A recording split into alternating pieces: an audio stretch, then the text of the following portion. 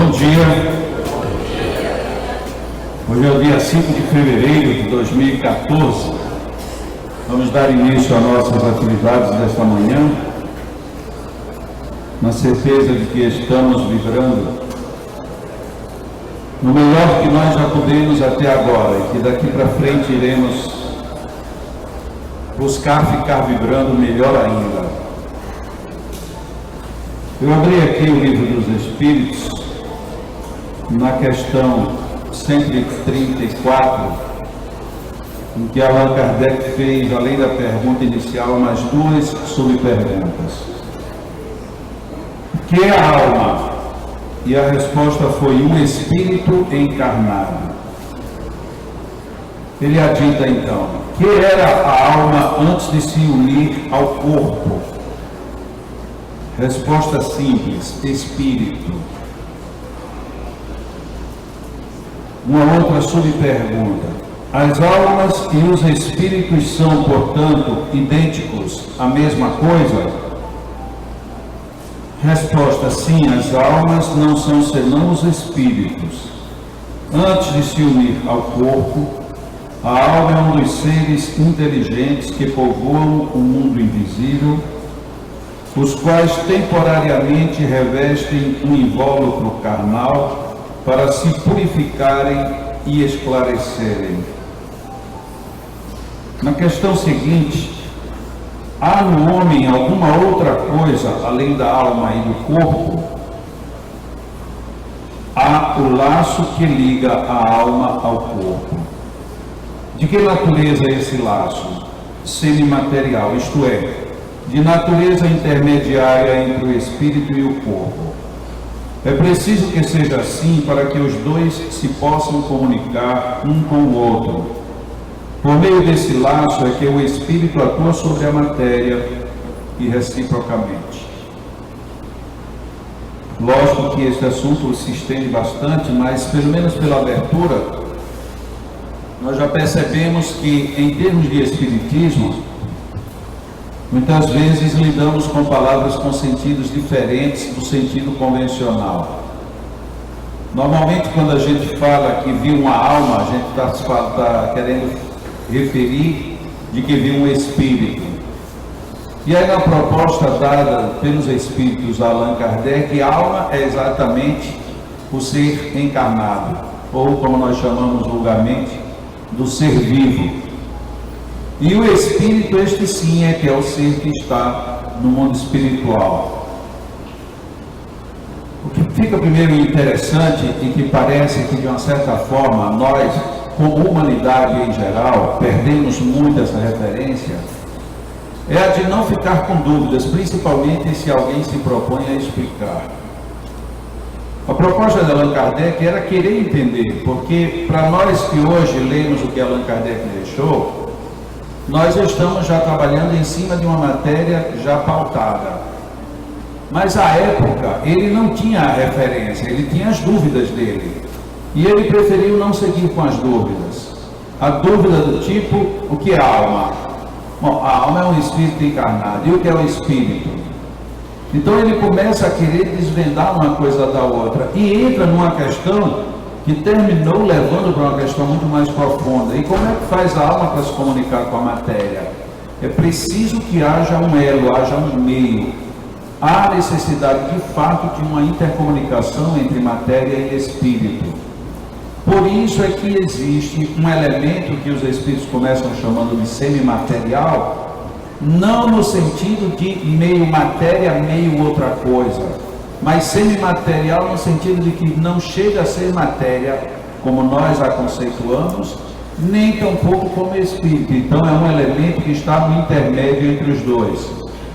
Quando nós começamos a averiguar isso com um mínimo de profundidade que seja, logo a gente descobre que este veículo semimaterial, ele tem que ter tanto atributos muito próprios do corpo, como atributos muito próprios do espírito. O que nos leva a perceber que este conceito, apesar de dado com título, com nome ao Allan Kardec, na fundação, no surgimento do Espiritismo, não se trata de uma explicação nova. não se trata de um conceito novo. Ao contrário, já vem de tão longe que Paulo, que era um homem extremamente versado, que tinha à época profundo conhecimento de outras doutrinas, e inclusive doutrinas tidas à época como esotéricas, ele já conhecia. Tanto é verdade que ele faz referência ao corpo da alma e ao corpo físico, ao corpo do espírito e ao corpo. Ele fazia referência dos campos de ligação entre um e outro. E se nós remontarmos ainda mais atrás, vamos encontrar que as doutrinas, desde os primeiros registros que se tem na história, algumas coisas ficam bem evidentes, e muitas delas tratadas com bastante clareza pela doutrina espírita.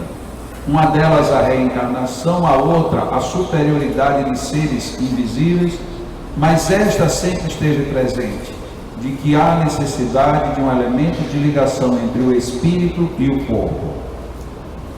Ok, Allan Kardec estuda então, a partir daí, ele começa a entrar no que ele chamou de perispírito. E nesse conhecimento do perispírito, nós encontramos aqui, no nosso caso já bem particular, bem próximo da gente, nós nos encontramos agora como espíritos encarnados. Se tomarmos a conceituação acabada de ser proposta na leitura que fizemos, estamos aqui como almas, ou estamos aqui como seres viventes, que temos um corpo e somos um espírito. Enquanto precisamos lidar com a matéria, nós precisamos desse elemento de interligação. O que muitas vezes passa despercebido é que os espíritos sempre aproveitavam, na reduzida resposta que davam, ilações para outros campos. Esses campos que precisa o corpo, que precisa o espírito para se conectar com o corpo, também precisa possibilitar a informação do corpo para o espírito. Quando nós vamos adentrando neste processo de conhecimento dessa estrutura, que hoje nós chamamos de estruturas energéticas, mas pouco importa que nome a gente dê, na realidade nós estamos lidando com trocas o tempo inteiro, inteiramente plena, de informações, sejam informações psíquicas, sejam informações físicas, ora de um para o outro e vice-versa. Isto é notável porque mostra que se o nosso corpo físico já é algo que parece transcender a percepção da própria ciência, vejamos que hoje já temos o projeto Genoma, que em princípio ainda vai produzir muitos avanços, mas ainda pouco sabemos fazer do uso de tantas informações que ali contém.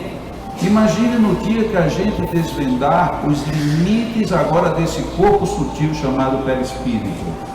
Obviamente ele tem muito mais amplitudes do que o corpo físico, porque se ele atende a necessidades da matéria da mesma maneira que atende necessidades do espírito, então ele tem umas zonas, ele tem campos, ele tem amplitudes energéticas de variações de frequência, do que quer que seja, em uma multidimensão totalmente transcendente às nossas percepções de hoje. O que isso nos arremete para a nossa realidade? Nós sabemos, fazendo aqui um melo entre dois assuntos, nós sabemos que muitos dos problemas que nós temos, inclusive aqueles problemas que a gente sabe serem complicados na nossa vida, eles não têm uma origem racional nesta vida. Por exemplo, eu estou aqui, mas tem uma coisa que toda vez que eu vejo me irrita sobremaneira. E ninguém sabe que isso me irrita, e nem eu sei por que me irrita, mas me irrita. E eu quero, eu vou para o psicólogo, eu vou aqui, vou ali, quero aprender a superar, e não consigo superar isso. Isto não veio dentro apenas de uma célula, porque até com as nossas células, elas se mudam a cada 7 anos, conta-se que praticamente todo o nosso conjunto celular foi mudado, então era mais que natural que depois desse período, aqueles traumas que a gente tivesse já tivessem ido todos embora, porque o corpo já se foi. Primeira coisa, não é o corpo quem manda é o espírito. Porque se assim fosse, com as mudanças do corpo, mudaríamos completamente as nossas razões e interações. Por outro lado, De repente eu sou uma pessoa extremamente sã, sadia, saudável, inteligente, laboriosa, sofro uma queda, machuco a cabeça, surge um coágulo, desse coágulo um vaso se rompe, e depois, até que isso seja descoberto, provoca um dano na região do cérebro, e aí eu fico demente, com movimentos deficientes, e eu não volto nunca mais a ser a pessoa que eu era antes. Significa dizer que determinadas alterações no corpo também repercutem diretamente no espírito. Então há de fato uma comunicação entre os dois. Só que não é uma comunicação localizada, é uma comunicação que vem, não sabemos, ou dizemos não saber de onde vem. Ainda há pouco estávamos conversando com uma pessoa, ela disse, não, eu já falei, eu não falei que era essa a enfermidade? As pessoas pensam que quando eu falo é de brincadeira, mas era verdade. Ou seja, você pode ter uma formação, mas de repente você diz uma coisa que às vezes você nem processou de onde veio, e você disse, mas de onde veio? De onde vem essa orientação? De onde vem aquilo que a gente chama intuição? Normalmente nós colocamos, intuição vem do mundo espiritual. Mas é a intuição que vem do meu próprio arquivo. Mas é um arquivo que está momentaneamente inacessível, então quando vem dele eu não tenho como fazer um link comigo mesmo. Então eu digo que veio de fora. Mas quantas informações nós temos dentro de nós, mas simplesmente não acessamos? Por comodidade, por necessidade ou mesmo por desaprovação do que está arquivado. Tem pessoas que não gostam de sonhar com coisas, porque essas coisas sempre coincidem com algo desagradável. Tem pessoas que não gostam de sonhar com pessoas, porque quando sonha com pessoas significa dizer que vai ter um compromisso com e por aí afora. Mas de onde vem isso que é tão subjetivo? Não pode ser da matéria, tem que ser de uma zona psíquica profunda. Quem traz essas informações? Quem traz tem que ter acesso e livre trânsito para que isso aconteça. Essa é a grande diferença quando nós começamos a analisar as questões da alma. O assunto é muito complicado para uma quarta-feira de manhã, talvez seja, mas é nesse conjunto de ações que a gente pode lá na frente dizer, mas eu venho na quarta-feira de manhã ao Leão, recebo um passe, e de repente um determinado passe me faz uma diferença enorme, e outro dia eu venho e nem faz tanta diferença. Por que razão um dia fez diferença e outro não? Ah, mas é porque mudou de magnetizador. Suponha que não mudou de magnetizador. Suponha que você não se aborreceu, suponha que estava tudo bem o tempo inteiro, por que não funcionou do mesmo jeito? Não funcionou do mesmo jeito porque, ao contrário do corpo que é regido dentro de um regime relativamente muito restrito, essa outra potência que nós chamamos perispírito, ela interage o tempo inteiro, não só com o fisiológico, mas sobretudo com o psicológico, de superfície e de profundidade. Com o psicológico que eu me lembro, que eu processo, e com o psicológico que está escondido no que nós chamamos de inconsciente. Mas o que é o inconsciente? O inconsciente é quem nos dá a consciência. O inconsciente é quem é responsável por aquele problema que eu não sei de onde vem. O inconsciente é quem muitas vezes me projeta para determinadas situações e depois, meu Deus, como é que eu vim parar aqui? Por conta do inconsciente que nos arremete a aceitarmos ou rejeitarmos determinadas realidades. Quantas e quantas vezes nós tomamos atitude e depois paramos, mas por que eu fiz isso? Como não analisamos a resposta interior, ela vem de fora, não, isso só pode ter sido um anjo, um guia, e a gente fica jogando respostas para o espaço, quando na realidade muitas vezes as respostas estão bem íntimas vindo dentro de nós mesmos. Quem poderia possibilitar tudo isso é exatamente essa pergunta que foi feita por Allan Kardec. E como é então que se liga o espírito ao corpo? Existe alguma coisa? Existe, o perispírito. Esse mesmo perispírito é quem absorve os fluidos, é quem às vezes rejeita os fluidos, é o mesmo perispírito que dá um encaminhamento melhor ou menos intenso a determinadas manifestações fluídicas. Por que é que às vezes a gente está, por exemplo, num teatro e vem um humorista e ele conta uma piada, 80% da plateia sorri, 10% não sorri porque não gosta de sorrir, acha que dói o músculo, então fica sério, só ri por dentro. Mas tem outros que olham e dizem assim, o pessoal está rindo do quê? São aqueles que não entraram no clima da anedota Ou aquelas pessoas, até que graças a Deus hoje em dia é um número muito pequeno, que escutam uma anedota, mas só vai rir 3 dias depois. Porque 3 dias depois se lembra, agora que eu entendi. Nossa, e o que foi que houve? A pessoa começa a rir, você pergunta, o que foi que houve? Não, foi um negócio que aconteceu há 3 dias. Mas o que foi? Não, eu nem vou contar, porque senão você vai rir de mim. Porque dá para rir mesmo do outro que não. Mas por que é que muitas pessoas sorriem e outras não, no mesmo fenômeno, no mesmo momento, na mesma situação? Afinal de contas, a gente veio para um teatro para assistir um show de humor, está todo mundo sob o mesmo sistema e tem pessoas que não interagem. Tem pessoas que não gostam de rir e quando dá desculpa, diz, essa daí é velha. Como que se uma piada velha fosse ruim só porque é velha? Não é por isso, é porque de repente o meu estado de ânimo não está tão bem como eu gostaria que estivesse, ou está tão bem como outros estão. Recentemente uma pessoa me escreveu me criticando duramente, porque disse que eu fui para um seminário, e no seminário eu brinquei muito, e achou aquilo ridículo.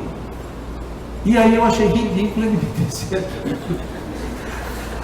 Porque era tanta gente que ficava feliz, eu falava ali meia hora, 40 minutos, sério, como eu falei agora, por exemplo, esses 15 minutos, e fica todo mundo sério, tenso, querendo acompanhar. Quando a gente vê que está todo mundo já tenso demais, a gente descontrai. A pessoa disse que não precisava descontrair, para deixar todo mundo tenso até o fim. Ou seja, é filme de terror. Pode perguntar, você gosta de filme o quê? De terror. Pronto, aí dá uma beleza. Mas isso é da natureza. Por quê? Porque cada um de nós temos a nossa própria reação e interação com tudo. Muitas e muitas vezes o que me vem não me agrada, não porque não seja agradável, porque não passa no meu crivo. E eu tenho que entender e tenho que respeitar. O problema todo é que o outro também tem que entender e respeitar esse que está diferente dele. Nossa dificuldade, ela é muito energética. Allan Kardec, para encerrar nossa participação aqui nesse comentário, ele teve a oportunidade de analisar as relações humanas por uma ótica totalmente diferente da que normalmente nós analisamos. A relação a partir dos campos magnéticos de uns com os outros. E isso para mim foi o maior achado que eu tive dentro do Livro dos Espíritos. Porque existem tantas teorias psicológicas, tantas teorias até psiquiátricas, sociológicas, antropológicas, que querem justificar a interação boa, mais ou menos, ou negativa entre os seres humanos, mas invariavelmente deixamos de lado esse ser que se chama perispírito, o nosso campo energético, aquilo que nós verdadeiramente somos. Porque o meu campo energético, precisando fazer a conexão entre o corpo e o espírito, e como os espíritos disseram a Kardec, ele tem que ter as possibilidades de interação com os dois, é nesta zona que vem informações do passado, que vêm as informações inconscientes e recebem todas as funções que vão agora daqui para lá. Então, na hora em que eu estudar as relações humanas, a partir da interação desses campos, a gente vai começar a descobrir que não é tão importante descobrir de onde veio o problema, mas onde ele está se manifestando e contorná-lo, porque por reflexo ele vai remontar a origem. Porque se a origem implica neste, se eu corrijo este, ele vai implicar na origem. Por que que nós temos que devassar um campo inacessível quando temos os nossos próprios campos vitais totalmente acessíveis para com eles aprender, estudar, exercitar, corrigir e chegarmos onde queremos, melhorar a nossa vida, passos seguros para a felicidade. Vamos agora colocar este campo energético que todos nós temos a favor de nós mesmos. Vamos usar a nossa meditação aqui nesses poucos e breves minutos para estabelecer um melhor padrão de sintonia e, sobretudo, de harmonia neste campo de energias de vida, daí ser chamado de campo vital, de inteligência, daí a outra conexão dele ser chamado de campo mental, e vamos tentar colocar os dois em total ressonância um com o outro, formando não zonas de ecos, mas zonas de reprodução de afinidades uns com os outros. Imaginemos, portanto, a nossa mente. Imaginemos não neurônios, não órgão cerebral. Imaginemos os verdadeiros lampejos de luz, os verdadeiros lampejos de cores. E tudo isso nada mais é do que a tradução do nosso pensar. O nosso pensamento dentro de nossa mente. Uma verdadeira grande usina de vida. Uma grande usina de transmutação de energias sutis para densas, de densas para sutis. Imaginemos a nossa mente como sendo esta grande usina, em que tantas energias ali são processadas, fazendo com que tudo fique quase incandescente à nossa vista comum. Esta usina, produzindo tantos lampejos, tantas cores, tantas emissões nas mais diferentes formas, começam a invadir por essas emissões.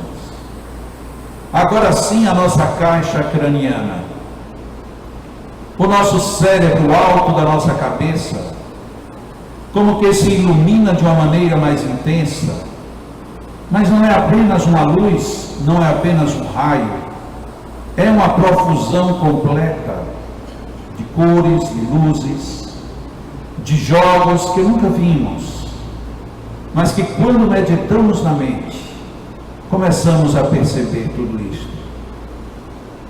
E se nos fixarmos, observando essa produção de energias fantásticas, elas a partir do nosso cérebro começam a se espalhar, como a descer por todos os campos do nosso corpo.